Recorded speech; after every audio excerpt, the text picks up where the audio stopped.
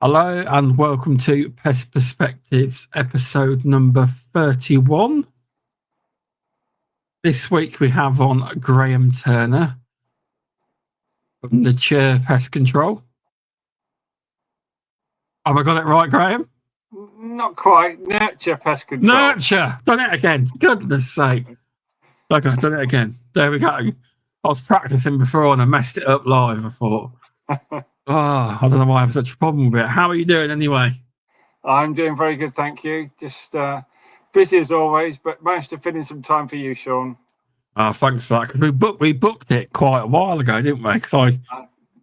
Yeah, we it did. was about 2 or 3 months ago, actually. Yeah, I thought, I'll be that's far honest. enough ahead. I'll forget about it by then, but Yeah. it always comes around, doesn't it?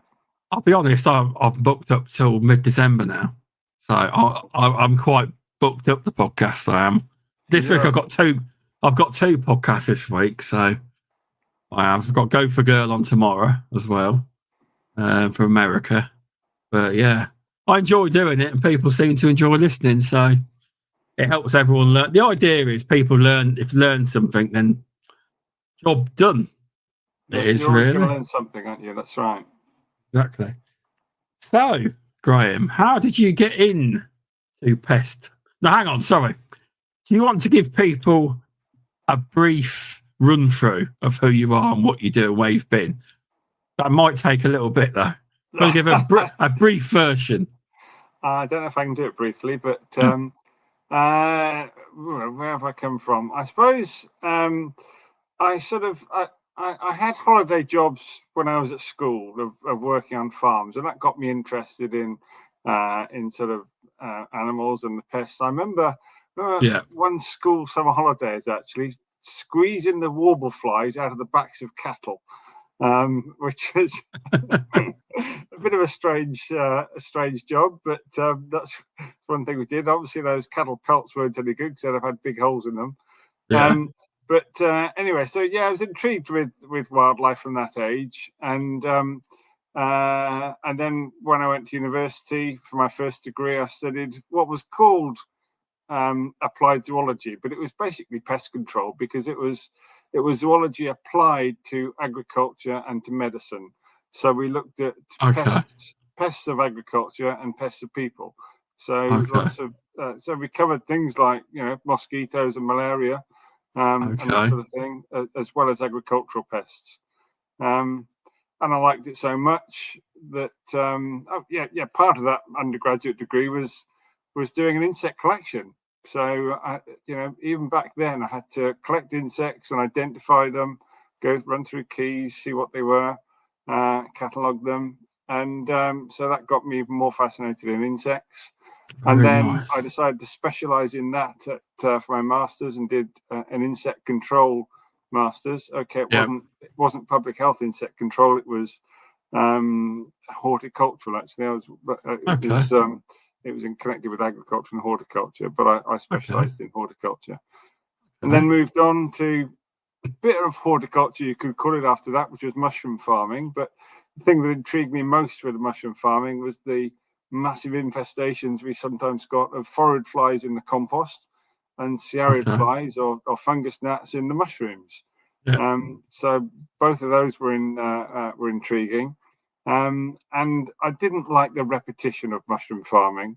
It was the same thing each week. We'd fill one growing cell with compost, we'd take compost out of another one, and we'd harvest mushrooms in another one, whatever. So it soon got boring. Got boring. Absolutely. I moved on from that to working for the Wellcome Foundation, actually doing research. And I was doing my main project there. It was only a temporary contract while somebody was on maternity leave. My main project there was to develop a vegetarian diet for mosquitoes, because they had this branch of Wellcome was testing all sorts of new insecticide products on different insects to see how well they worked.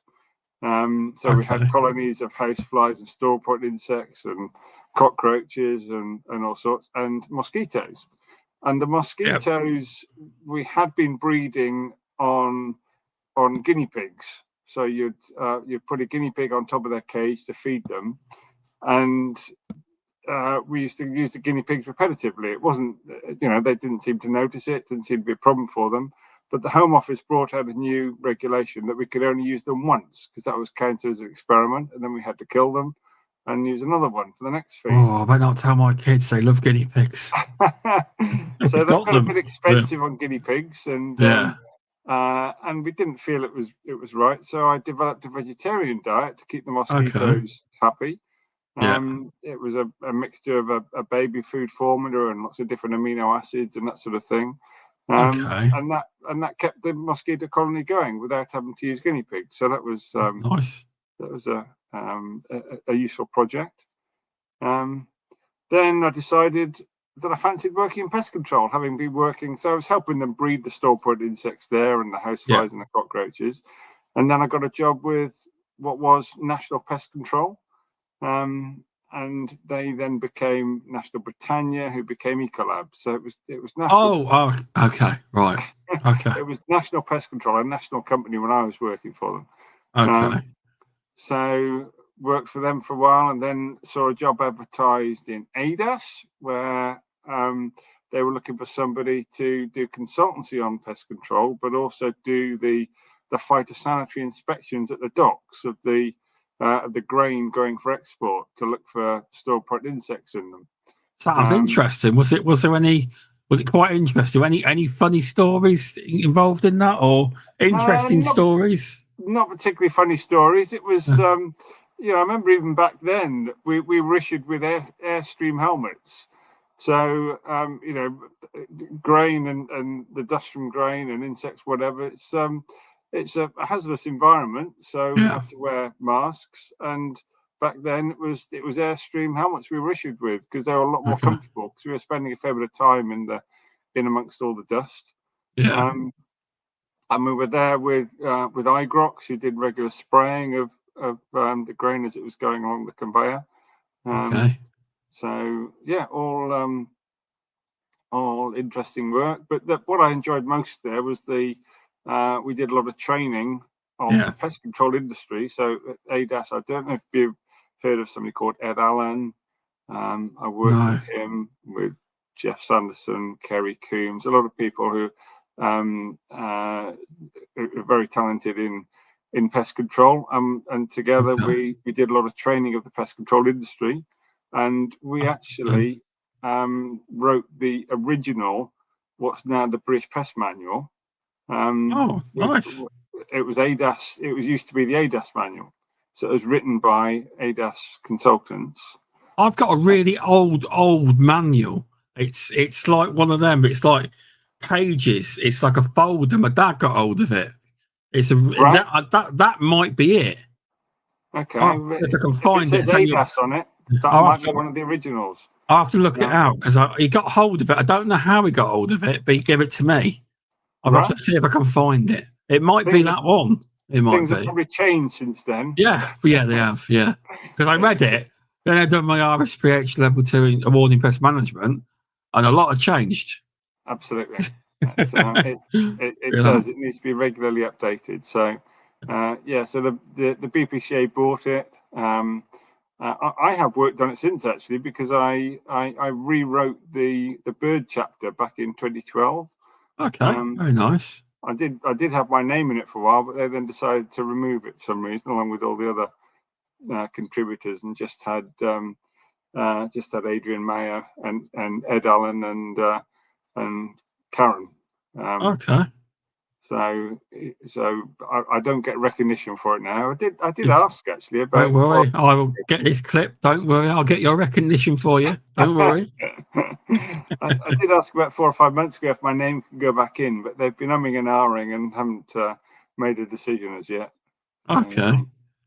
I'm not quite sure why it's quite such a hard decision, but there we go. Okay. Yeah.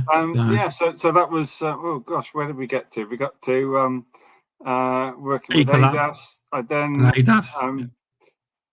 then saw a job advertised with what was called Network Pest Control Systems, and which was the manufacturers and distributors of bird proofing equipment.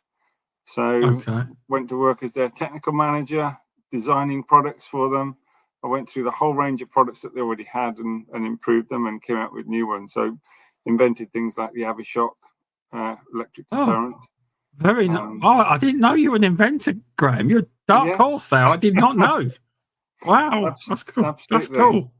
Lots of the products are my design of the bird proofing products. So I worked for them for quite a few years actually. That they were then bought up by P&L Systems. It became Pelsys. Oh, okay, right. Yeah. Then I moved on to what was Mighty. I've heard of Mighty a lot. Mighty, we're getting a bit more recent now. Yeah. Mighty became Terminix after Rentokil bought Mighty, but the Competition and Markets Authority said no, you can't keep you can't have the biggest company buying the third biggest company, so we'll have to split you back up. So they became Terminix, and Terminix has now become Virgo. So Terminix is gone. Yeah, it's just been Terminix is gone. Well, not in America, but it has in the UK. Yeah, because in America it's called Rentokil Terminix, isn't it? Or Terminix Rentokil, one of the two. So Rentokil bought Terminix in the UK, but Terminix bought Rentokil in America, I think. It's the other way around. Yeah. So I moved on from there to set up my own consultancy called Pest Security, which I did for a couple of years, doing mostly field biologist visits. Nice. And a consultancy to the food industry on pest control. And then I moved on from there to the NPTA. And I was with the NPTA for a couple of years, 2.25 years, before moving on to Nurture this April. So that's a potted history. It's a long career in pest control. I've seen it from many different angles. You definitely have. It's you've worked for a lot of different companies. I didn't know how long you were with the NPTA for. I thought you were with them for a lot longer than that. I didn't know how long you'd been there. I didn't. Yeah, 2.25 years. I took over from John Hope when John Hope decided to leave and set up his own training consultancy. They then advertised for a replacement, and I moved in then. So that was January 2.5 years ago now. Okay. See, I didn't know how long you were there for because I thought it was a lot longer. Lucky I didn't say. We did a lot in that time. You did. So yeah, we sort of changed the accreditation process to make that more stringent and more beneficial for members. Introduced a lot more training, interesting courses. So.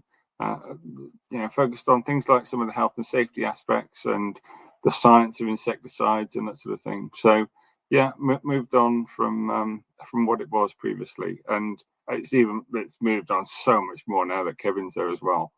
The particular new board that keeps suggesting stuff. The new board, like yourself, helps as well. Yeah, absolutely. Yeah, but no, it's been. Literally, you don't have to have a board meeting to get something to happen. You can suggest it. Certain people like it, and it happened. It's like the new CPD quizzes each month. That was me, by the way. Yeah, well suggesting it, and now it's happening every month. Each technical trainer is going to make at least one CPD quiz a month, so that the content can be built up for members. So, it's nothing new, I'm sure, but it's just content for the website for members to log in and just do some CPD. Well, you can, a quiz, you can learn quite a bit quite quickly because, you have a question and you think, well, I don't know the answer to that. I'll look that one up. These quizzes have got videos, though. They've got videos, accompanying videos. They're kind of like how you did the crew ones for the NPTA. Kind of like that. Yeah. So you get a video with the answers first, and then you try and remember them for the quiz. Well, you see if you can remember them. I haven't done the new ones yet, even though I should have done because I said, But yeah. So, with your there's so much I could ask you, really, isn't there? There's loads. So, obviously, you're a technical trainer. What's your best ways? Because obviously learning is because some people learn in different ways. What's your favourite way to teach people? Which way do you think the best way is to teach people? Obviously face to face, obviously. Absolutely. I find Well, I find doing training via Zoom or the likes, I find incredibly tedious because you're not getting the proper signals back from the audience. Quite often they turn the cameras off, and I find it tedious for myself, and I find they don't learn so much. They're not quite receptive to the learning. It's so much better in a classroom. I will do classroom training wherever I can.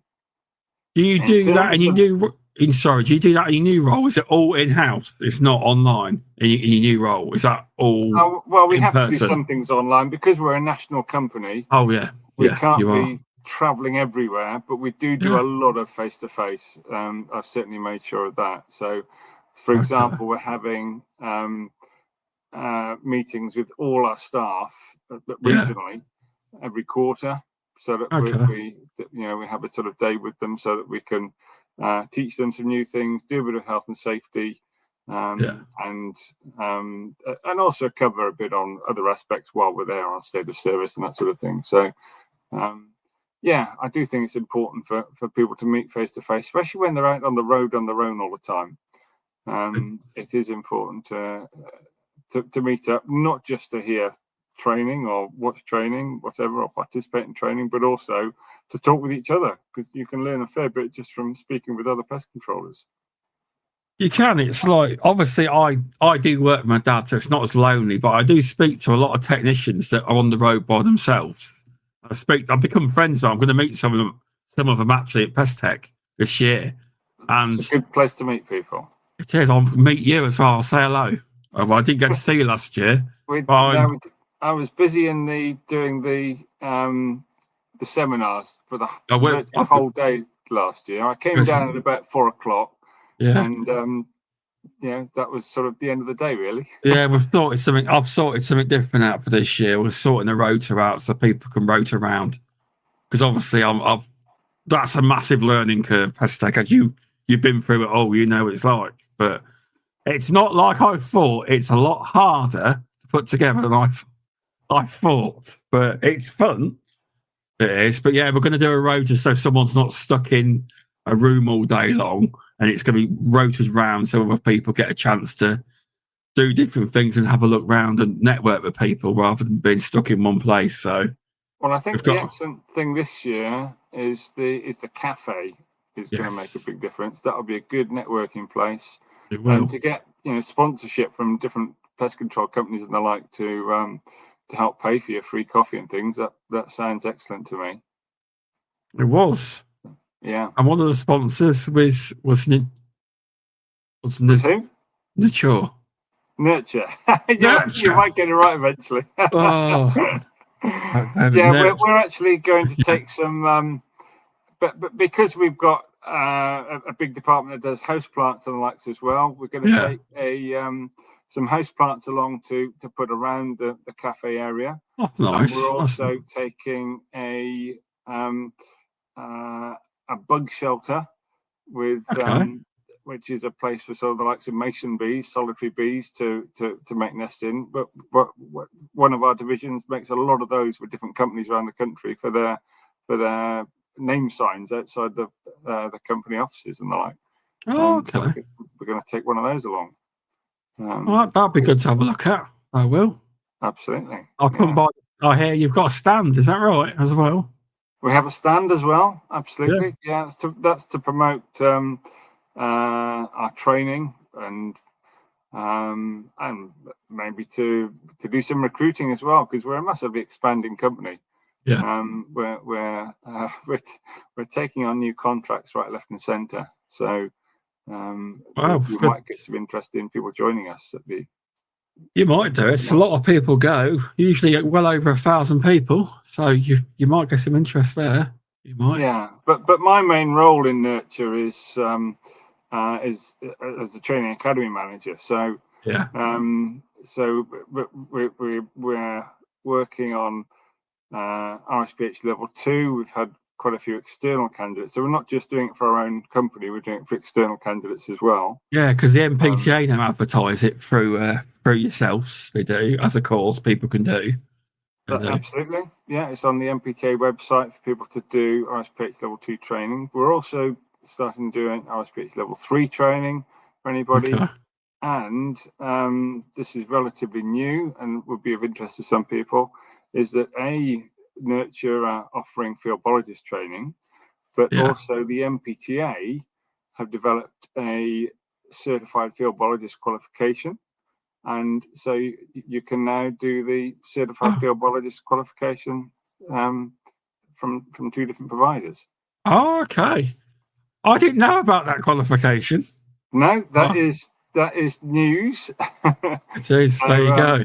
Yeah, so there is now an NPTA certified field biologist qualification. It's not quite exactly the same as the BPCA one. It's better in my view. But there we go.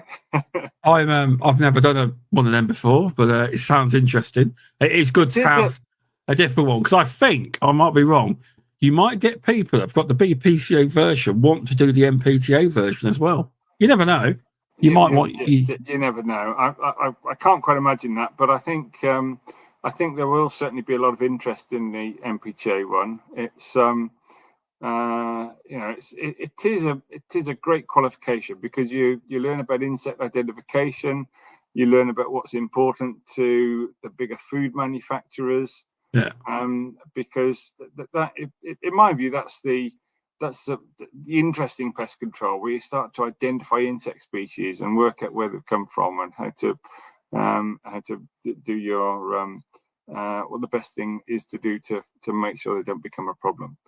So that course sounds like, although it is a field biologist course, it could be very, very good for people that want to do work at food manufacture as well. In general, it could be. Absolutely, yeah, absolutely. So the course I'm offering at Nurture is a 2-day course.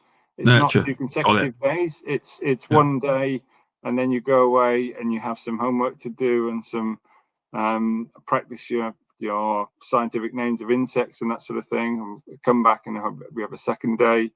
And then the exam isn't held directly at the end. It's an NPTA exam. It's not a Nurture exam. So that will be whenever the NPTA hold their exams, and that will be regionally in different locations.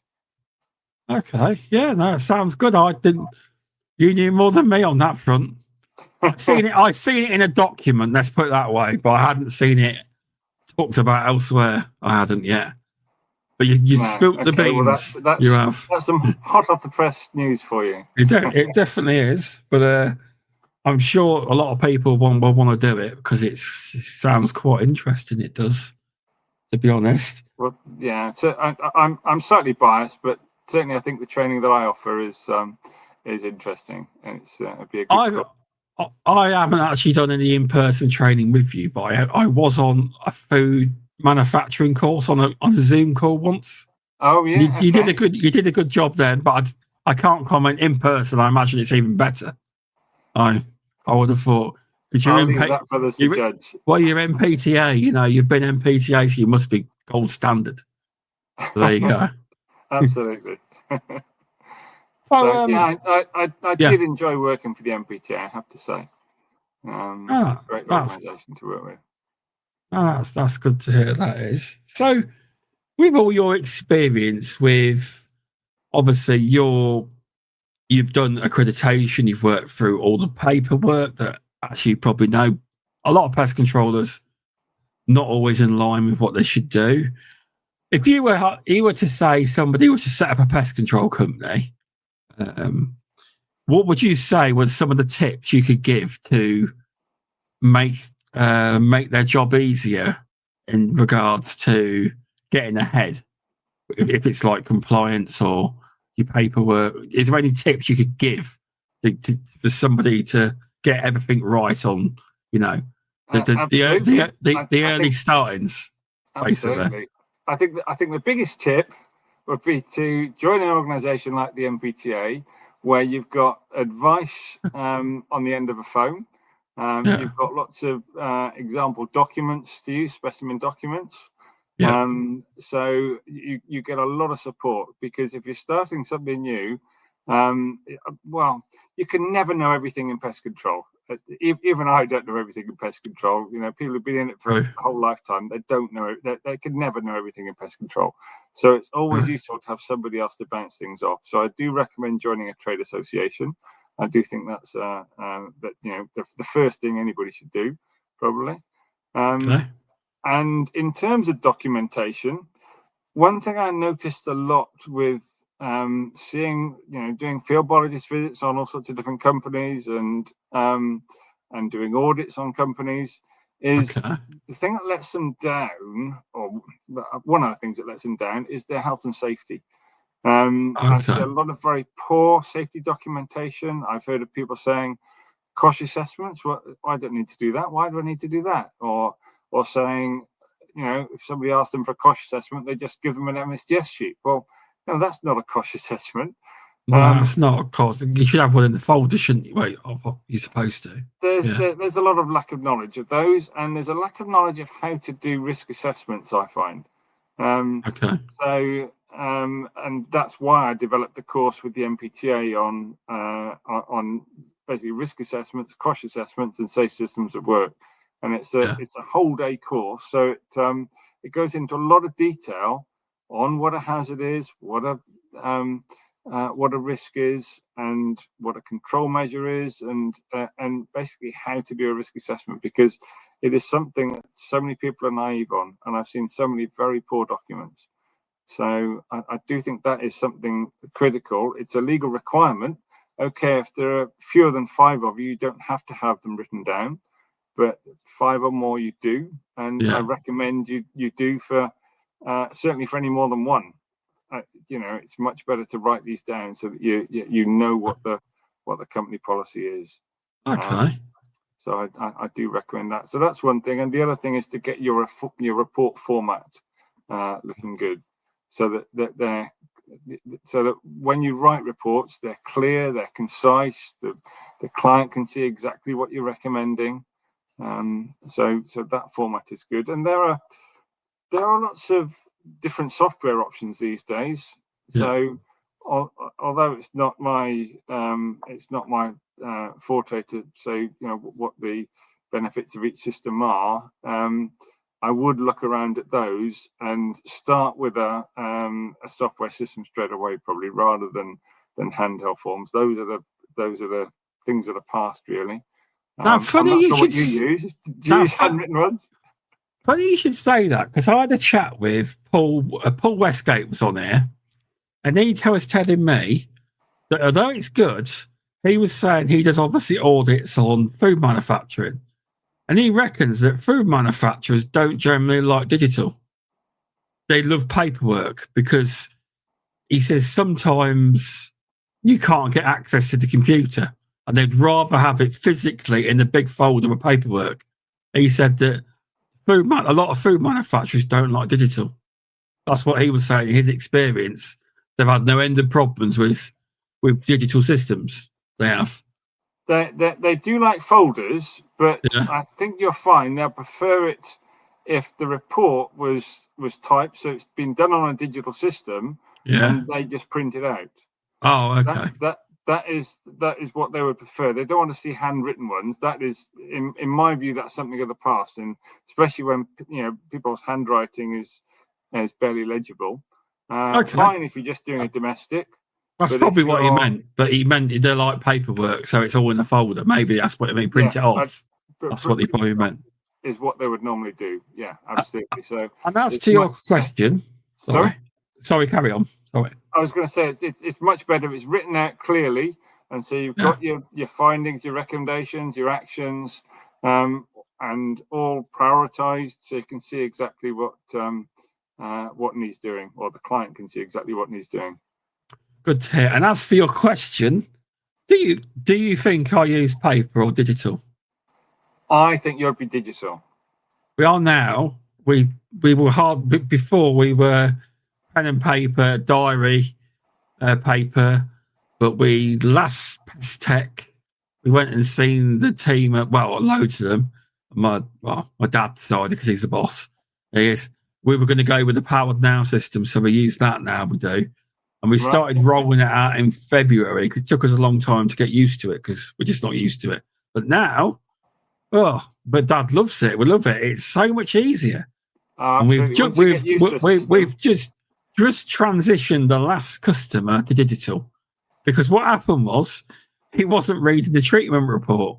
I was writing in the recommendations, if you'd like to go digital, because we are now, please email because I didn't have the guy's email address. I had the phone number. And in the end, he says, I'm so sorry.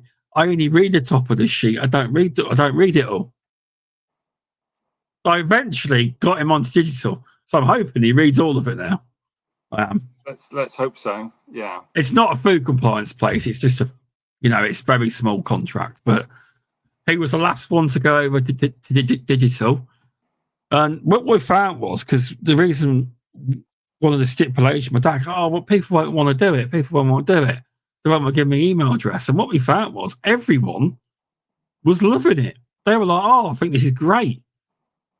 And you couldn't believe it. He said everyone was handing over their email address left and right. He says they thought it was excellent. I said, it worked, didn't it? So that's the way people are these days. It needs to be emailed to them. Otherwise, it gets lost. You get something on paper. I can actually hand an invoice to somebody in their hand, and they will still say, I lost it. With this, it's on the portal, so they can re-download it or look at it whenever they want. They can.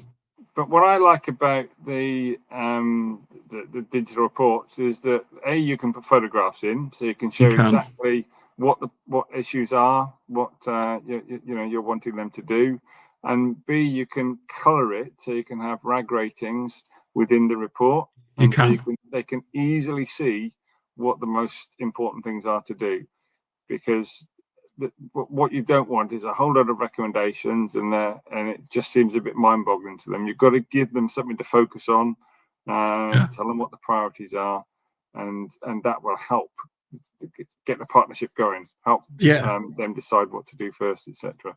Well, our system's been updated now to an extended pest control report, because it was a little report, and now it's up to 50 different reports you can put in it. So it's really big now, because people are complaining there wasn't enough pages in there, as in recommendations. There weren't enough, but they've upgraded. They've done what the people wanted, to be fair. So it's a work in progress. It is. So, what would you say is the future of the industry then, Graham? What would you say, apart from everyone going digital? What would you say is in the future of the industry? The next 5 years, say. What can you see coming? I think, if I wanted to be cynical, I could say, well, we're going to lose all the poisons. We're going back to just having dogs and ferrets and cats to do our pest control. Don't wish it into existence. I was absolutely gobsmacked that glue boards were stopped, because that was, in my view, if they were properly used, one of the most humane methods, much more humane than using poisons where they go off in pain to die in a corner.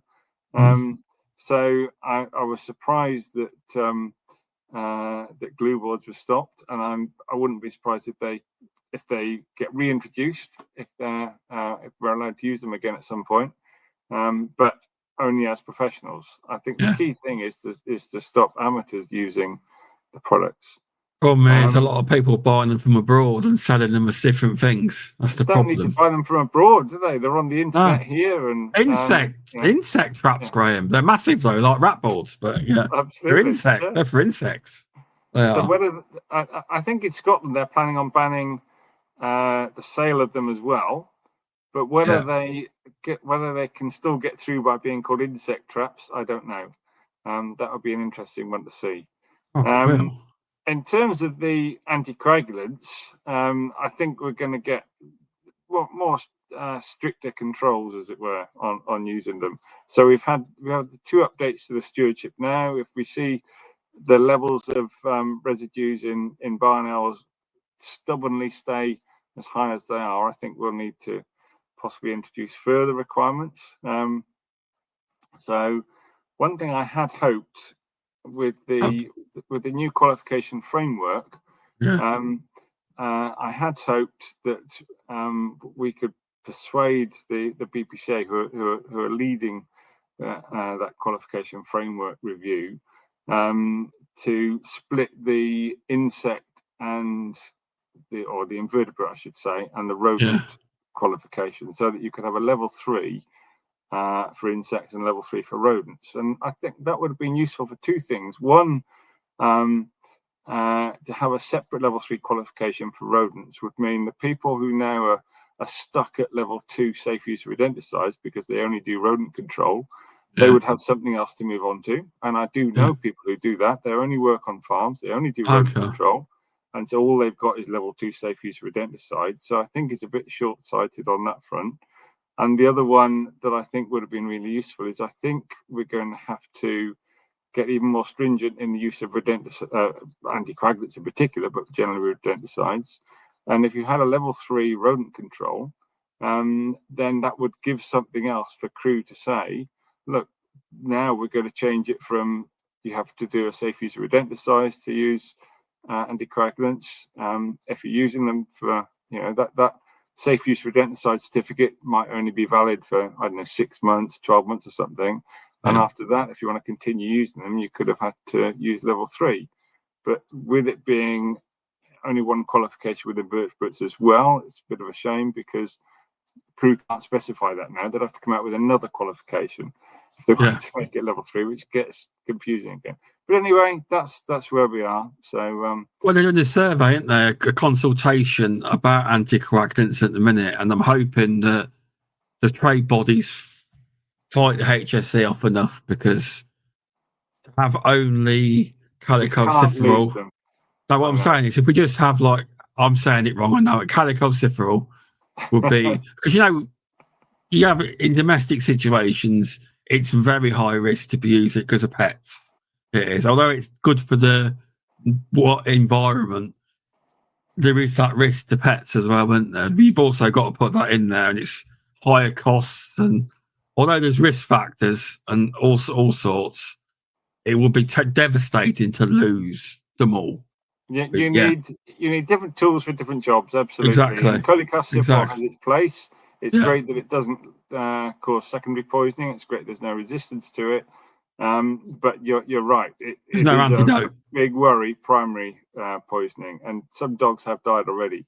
So you have to be very careful using it where there are dogs. And certainly, it's something that at Nurture we don't do. We don't. If there's a risk of dogs getting it, we obviously don't use calicalciferol, and we have to use the anticoagulants in those scenarios. Yeah, or traps or whatever you want to do.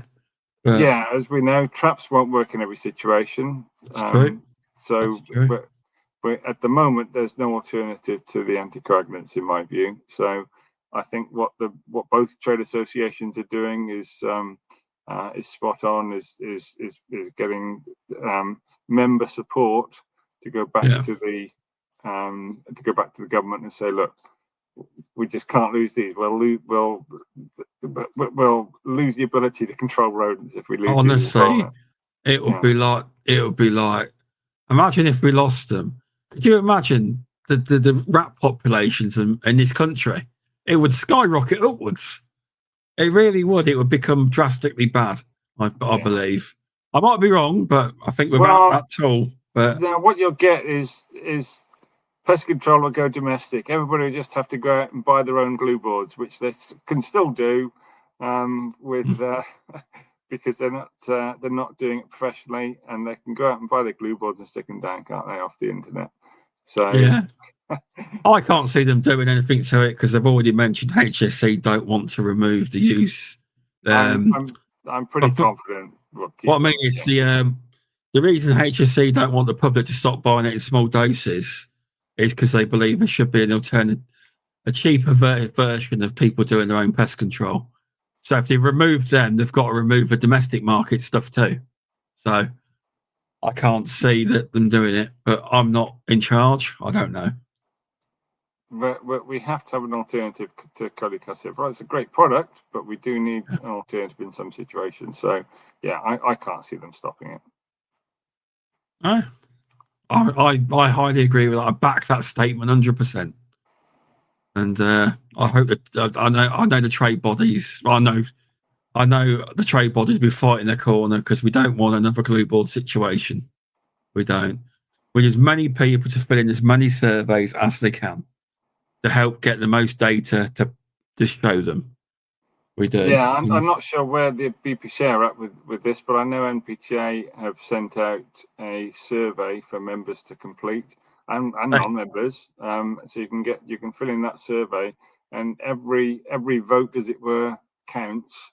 So it's 17 questions, which are relatively straightforward as to whether you use different materials.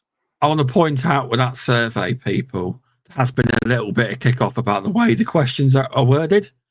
Now, there's a reason for it. When you see the final report that gets sent out, it's to put the data in. It's the questions are, there's a method in the madness. So just try and answer the questions as good as you can.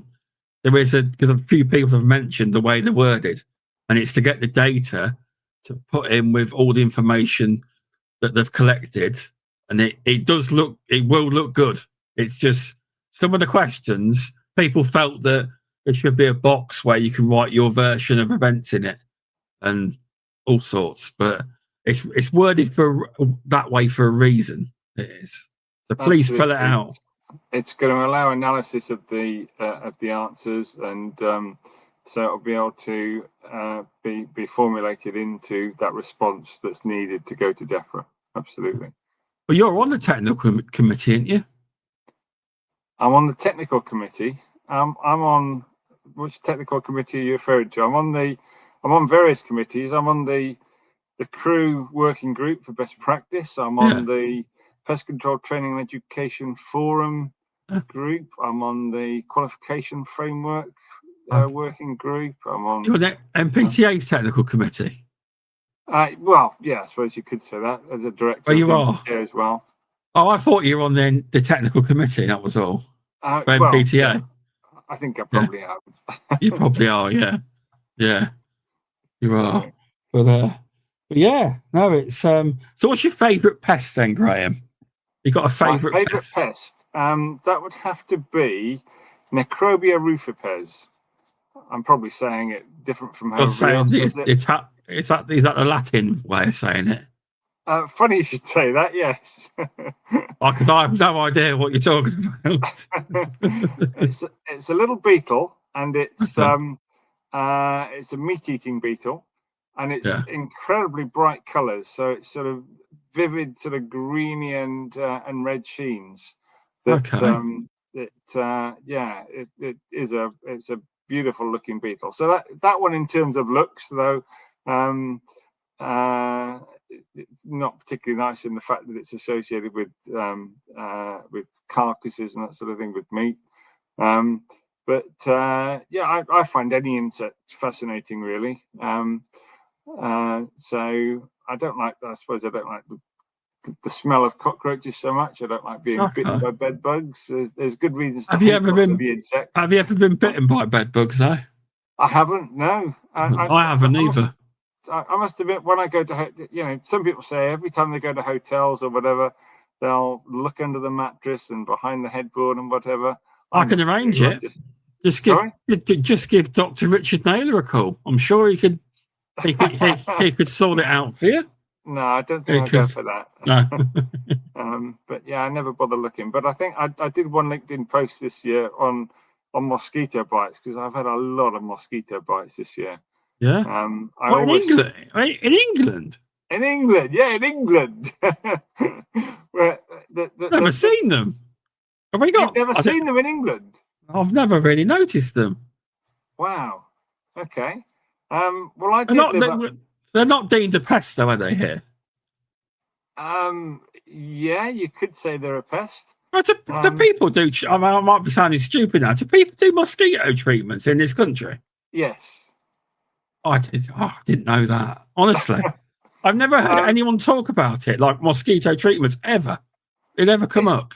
I haven't. It's not a particularly big thing. We had an invasion. What do we call it? An invasion. We certainly had some mosquitoes the which ones was it? The Asian tiger mosquitoes, I think it was a couple of years ago. The one with down in Kent, where there was a scare of those. That there was an infestation for a while, but we managed to solve it. But mosquitoes are breeding in various places, so people will use. They typically use something on the surface of the water. Either it's going to stop them breathing, or is going to kill off the larvae, basically. But I've seen them breeding up in the north of the UK. Have lived up there for a while. But they're going to be becoming more of a problem with global warming. We need to look into this. I'm not happy. I didn't know. I'm going to look into this. So, we've. I live right down south now. Obviously, I live. Which is the main reason I switched from NPTA to Nurture was the fact that the office is about 5 minutes bike ride from my house. Fair enough. I do a lot of cycling. And you've got to come down to Nottingham. Long drive to Nottingham. Well, I've done 21 years working from home, so it was nice to have a change and go into an office and see real people. Definitely. I did go up to Nottingham, but it was a bit of a trek every couple of months or so. I've been once. On my first NPTA meeting, I went up. I had the tour. And, excellent. I'll probably go back up at some point, but I do most of it remote now.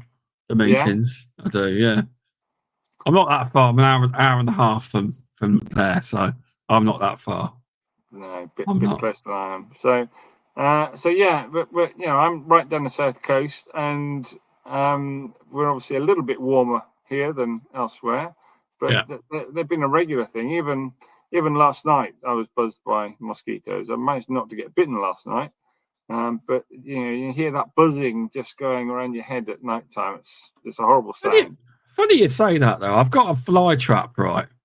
And I actually put it into one of these ID section things on your phone. And it did say mosquito, but I thought, nah, it's a false positive. It's wrong. So you're telling me now that it probably was. Yes. I just thought that the app was wrong. I thought it kept saying it and saying it. I thought, nah, that's wrong. There's something going on here. We don't have quite a few species of mosquito in. I'll be looking into it now, Graham. You've got my brain. My thinking I didn't know. No other pest controllers ever talk about them in general, about doing treatments or anything. Never comes up. So you don't. Obviously, they're a much bigger problem overseas, where you have more diseases that are spread by them. It scares me like malaria. Ones. Malaria, dengue, chikungunya, all sorts of things overseas. We haven't got the mosquitoes in the UK at the moment that will spread those. Good. We have got mosquitoes that will spread West Nile virus, and luckily we haven't had an outbreak of West Nile virus, but there've been outbreaks over in America. It's a serious disease, Graham. Is it really serious? With deaths from it, deaths. So we've got mosquitoes that can carry that, species that can carry that. From memory, I think we've got about 13 species of mosquito in the UK. I can't be totally sure on that. But so we have got species. But what we do get is we get occasional ones coming in on aeroplanes. I know they quite often sort of do treatments on aeroplanes to prevent them coming through, but might get the odd ones coming through with people on planes, sort of around airports. And certainly the ones that came to Kent, they possibly came in. I don't know if they came in on vehicles, they came on ferries across the channel or something. We could start getting more mosquitoes. Well, I'll be looking into this now. I will be. Absolutely. I definitely will be. So here's one for you. Here's a question. No, sorry, carry on. I was going to ask you another question about something else. I was just going to carry on saying that we are getting more insects in the UK now. We will, I think, the yellow-legged hornet or Asian hornet, whatever you like to call it, Vespa velutina. I think that will become endemic at some point, and that'll be a thing that the pest controllers do, not just the unit. I think within the next 12 to 24 months, I think they'll admit defeat and say, let us do it. Because we're more, not being funny, but we're more qualified in wasp nests. And I know it's not the same, but it's the same method. I believe that they will hand it over because it's going to lose. They're going to lose control. They already have, I think, but I don't think that'll be down to their skill as pest controllers. My view is that they know what they're doing with getting rid of these hornet nests. They're obviously outside, so they've been using Vulcan for a couple of years now.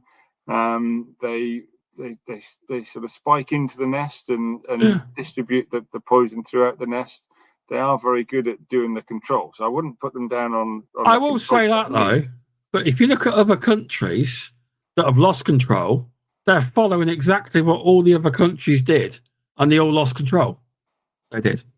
Okay. But they're doing the same thing, aren't they? Jersey lost control. South of France lost control. They all lost control, didn't they? And they're all doing the same thing. I don't know that we would do it any different from how the national bee units are currently doing it. To be fair, no, you're right. To be fair, it's the same method, isn't it? So there's no way you could do it any differently. Yeah. Yeah, I'm wrong. Sorry, people. No, I don't. It's not that you're wrong. I think, but I do think you're right in the fact that they'll lose control and it'll become an endemic pest that we have to. That pest controllers are tasked with controlling. Be more problematic because it won't be as cheap as a wasp nest because some of these nests are like 80 to 100 foot high, aren't they? Like in trees and stuff. Like quite a lot of them are quite high up. So you might quite high in trees. They have secondary nests as well. So and the vicious animals. So you need specialist equipment to get high enough in the trees to do them. Yeah. They're not always on trees. Sometimes they do end up in houses, but I've seen some videos and a lot of them are very, very high up. They are. But it'll be new pests for us at some point, Graham. I'm sure you'll want to have a go at taking down an Asian hornet's nest, won't you? Do you get European hornets up with you? This year, probably 3 to 4 nests. Not a lot. Yeah, not. Yeah. We don't generally get a lot. One year, a few years back, we got about 15 in a year, and that's a lot. That is 15 European hornet nests. That's good. But, that was a few years ago, though. That was this year probably 4. The rest are wasp nests, hundreds. But, I think it's a bit, in some ways, a bit sad killing off European hornets because they don't generally harm us. It's only if you disturb a nest, and the nests are generally out in the woods and that sort of thing. Problem is the nests where I've treated have always been right near the house, as in danger proximity. That's fair enough.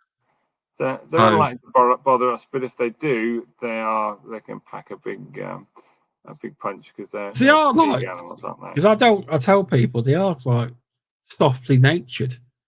Like they're not like a wasp who will fling for you unless you attack a hornet's nest or attack a hornet in general. They won't go for you. Well, the wasp will. They can. Business, don't they can. But yeah, did you see a lot of European hornets in your neck of the woods then? We do, yeah. So my next door neighbour had one this year. I've never been fortunate enough to have one. I did in 23. So this year I had 1 wasp nest. Last year I had none. The year before I had 5 in my house and garden. Did you treat it? Didn't treat any of them. No, if I get a wasp in the house, I pick them up and put them outside. Oh, so you just leave them alone, do you? Wasp nest, do you? Sorry? Do you leave the wasp nest alone on your house? Yeah. What happens if it gets to the danger point where they're coming in your house and they're in the plasterboard? Will you get it done then? If they're in the plasterboard or something, if they were bothering us, I would. But generally, for me, they're a beneficial insect because they'll go and take the caterpillars off my cabbages and whatever else. I do a lot of vegetable growing, and a bit when I get time, I should say. And they're a predator of other insects. So, to be fair, Graham, you're right. They are nature's pest control. I do know they are beneficial. I get enough people on my post tell me they are, or the public. I'm always nice to people. I say I know they are. I just do it for public health reasons. But if People they're in the want, wrong place, yeah, yeah, absolutely. they are, because I've got an author coming on at some point. She wrote a book on wasps. I think it's a beautiful world of wasps. Serena Summoner. I'm probably saying it Okay. wrong. Yeah, Right. she's coming Okay. on the podcast soon. She's like a wasp, got a PhD in it, basically. Yeah, Right. she wrote a book on That's it. good. She's very clever in the wasp department, and she loves wasps. But she will come on the Pest Controllers podcast. She's Right. been on the Beauties and Beasties last year. She's agreed to That'll come be on an mine interesting this one year. to watch, won't it? It will be for people. It will, seeing as everything's changed this year with regards to what you can use. It has. I've only had a few callbacks this year, so it's not been too bad for the You change. have had. Have you had callbacks in previous years? Has the rate of callbacks gone up a fraction? No, No, no. that's good. That's In good. general, I didn't really get many with FICAM because of how good it was. But I've had a Right. few with, because I'm using at the minute Deadline Pi Dust Pro. I am, Okay. and so far Okay. I've had good results. Few of them I've had to go back, but I wouldn't say it's been tons. So, Well, if I you're put, using Deadline PiDust Pro, that's a natural pyrethrin. yeah, That's far less harmful to the environment than bendiacarb was. So that's a positive thing. but yeah, It's yeah, being a natural pyrethrin, it'll break down quickly in the environment. but yeah, With the it's been all right so far. But then some people say it's crap, but I don't know. Some people saying, yeah, it's great, not many callbacks. Some people saying, oh, it's rubbish. I suppose it's the way you applicate it. I don't know what to say, but it's been good so far. It has. the key thing, So, do you aim to get it into the nest? yeah, I aim to get it into Yeah, the nest if I can. that's the key Obviously, thing, it's get it in the obviously, nest, isn't it? obviously, you can't always, and 50-50 whether it works, but a lot of the time it generally works. But yeah, it's been an interesting year, but I don't moan about different chemicals. It's the way it is. We're going to have to get used to chemicals being removed and you're having to use other products. It's just the way of life, the way of the pest control industry. There's no point whinging about it. It would have been nice if ICAMD stayed around for life, but it is what it is. It You is. move on and you adapt, You absolutely. you Well, adapt. You adapt. You do. over the years, lots of much more harmful chemicals have gone by the wayside, and I'm very thankful for it. The likes of the organophosphates that are highly poisonous to people, and we can't metabolize them at all. So it led to a lot of nerve poisoning of people, especially the likes of farmers. You've got sheep dips on the skin, that sort of thing. Yeah. So yeah, I think generally it's a benefit to move on and use the less harmful products. I know we could metabolize bendiacarb, but it's still I imagine it was withdrawn for reasons that it was a bit more toxic than other products. I think they tried a few times for HSE to try and get it through, and they just said, if you try again, we're just not going to let it through. Don't matter. This is what I heard on the grapevine, that no matter how much money you spend on lawyers, you're not going to get it through. So I don't know if that's true or not. I don't know. I just hear rumours, but they decided not to proceed and just remove it. There's no Vicams left on the market now, is there? Vicam W is gone. Vicam D is gone. There's no other Vicams about, is there? There's no other Vicams. That's it. The Vicam has gone from England. No more bendiacarb. Yeah. So it does amaze me. There are so many different synthetic pyrethroids, and they all have, they could be resistant to one but not to others. It's amazing that we just got so many, all so similar but different. Yeah, exactly. But yeah, but where we can, I mean, in nurture, one of our main sort of reasons for being, raison d'etre, ethos, whatever, is that we try and do things as environmentally friendly as possible. So we'd go for, like yourself, the natural pyrethrins where we can, instead of going for the more toxic products. And that's what we aim to do, as much non-toxic control as we can. Yeah, it's especially a lot of bigger, because you're obviously a national company. They do generally try and go the eco approach anyway. But I think in general, a lot of pest controllers are trying to be, if they can, more eco-friendly if they can. But obviously, there's situations where you can't use that product and you've got to use something else. But it's a case of they try to do their best, don't they? And if they have to use a certain product, they have to use it. The key thing is to avoid using products where you can. So you get your clients doing the proofing, doing the housekeeping. As with that is the biggest issue often with pests, isn't it? Is getting the client to do their part, to play their part in it, or to pay for the proofing to actually be done. A lot of them don't. I don't want to pay that. So there's not a lot you can do. I'm not the best salesman in the world, but I do try. I do. But yeah, don't want to take any more time up. I know you had about an hour tonight, but it's been good to have you on. It's been good to speak to you again. We will meet in person in November at Pest Tech. We will. I shall definitely be at Pest Tech. Absolutely. So I will be there for 2 days. I will be. I'm staying in a hotel for 2 nights, so I'll be there. I'm doing the meals too. It's all new to me. It's all new to me. Never been to any of that before. That's a very good networking event, is going to the PCN dinner. Yeah, my wife's coming with me as well. Yes. Oh, right. Okay. Yeah, she'll be helping too. Yeah. She will. She'll be helping, you say? Yeah. She'll be helping with, because Martin on the board, his wife helps as well at the Pest Tech. Right. Sorry. I thought you meant she'd be helping at the Pest Tech dinner. At the PCN dinner. No, not helping. I can imagine her waiting at the tables or something. No. I meant in the day at Pest Tech. Sorry. On the event, absolutely. No. Well, yeah, it's good to have you on. Do you want to plug the academy?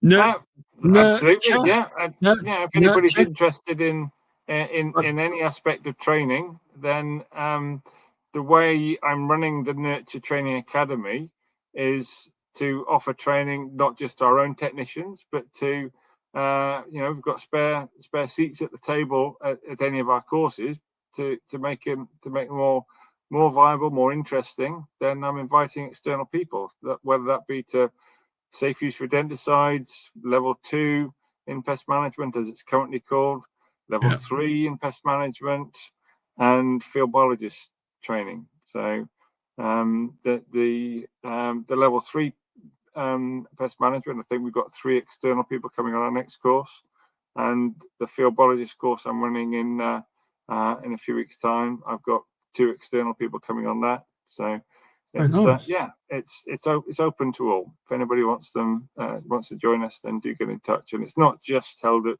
Ringwood. That's a great training venue, but held in other places, such as the NPTA office at Nottingham. Yeah, they're starting to use that now. They are the office for training. Absolutely. Yeah. So what? Just a quick one. So when you're not doing actual courses, what do you do? Other kinds of training, or have you got other roles you do as well? Or it's just training. Just training. There's a lot to training. To develop a course is a lot of work. I've heard. I do other bits of training for other people, so not just internally. So, for example, in I can't remember when it is, about 2 weeks' time, I think it is. Yeah. I'm doing a presentation for the Society of Food Hygiene Technology. Very nice. On pest management for them.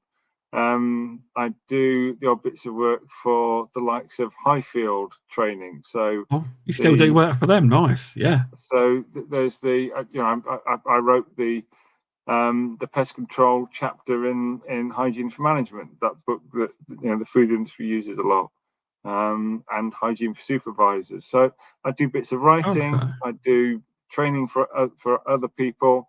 I still do the odd field biologist visit. So last week I was up in, did meetings for our guys up in Nottingham and Leeds and Newcastle. And while I was up in Newcastle, I did a couple of field biologist visits just to keep my hand in. So yeah, there's plenty to do. It's a growing company, and there's I can always help out with helping out sort out policies, procedures, as well as training. I'm not going to get bored, put it that way. That's good to hear. That's what you want. That is absolutely. Nurture Pest Control. Is that correct? You got it right. Yeah, brilliant. I am sorry, Nurture. I'm terrible with names. I've got it in the end. Nurture Pest Control Academy and Nurture Pest Control. I've got it. But brilliant. People know I'm real. I don't mean to say it wrong. I don't. I say other names wrong as well when I'm not used to saying a certain name. But thanks for coming on, Grahame. It's been great to have you on. No problem at all. Thanks for inviting me. I really appreciate it. But thanks for watching, everyone. And we'll see you next week. But yeah, thanks, Grahame. And please share the show out. Give the review on all the apps, Spotify, Apple Podcast people. And thanks for Grahame for giving up his time. It's been a good one. So thank you. So if you stay on for just a second, Grahame, I'll end the stream. I will. Right, thanks everyone. Okay. I'll see you next week. Cheerio. That way.